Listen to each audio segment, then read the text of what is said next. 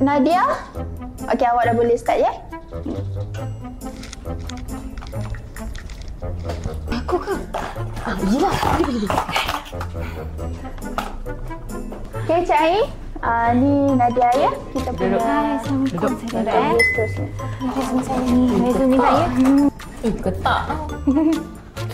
Nama siapa? Nama saya Nurul Nadia. Pentua Mak Fashion Suri. Kenapa nak kat laju-laju ni? Saya nervous Kak.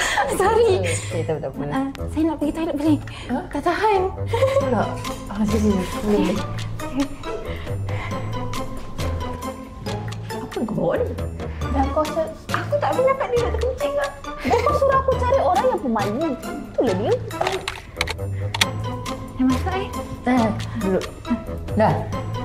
Dah. Dah. Okey tak? Okey. Saya baru tanya nama. Saya takut. Okey, macam ni. Kerja kat mana? Ni. Papa! Macam mana ni?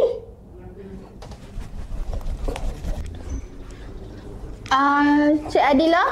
Okey, boleh masuk dah. Okey. Awak nak masuk sekali. Jom kita masuk sekali. Hai, Assalamualaikum. Saya datang nak temu duka ni. Boleh saya duduk? Duduk. Boleh. Okey. Ini saya dah buat complete tau. Complete set. Semua ada. Saya punya nama, saya punya profile, saya punya apa lagi apa yang awak nak semua ada kat dalam tu. Love. Okey ke ni saya punya ni okey ke? Okey.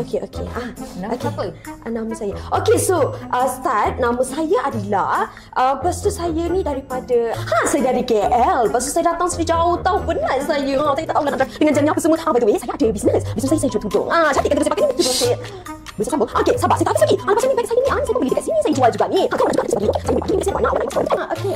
Lepas tu saya ada jual lipstick, makeup semua ada. Kenapa awak tidur bangun lah? Awak dengarlah saya nak cerita ni. Lepas tu saya ada jual kasut. Saya ada jual baju.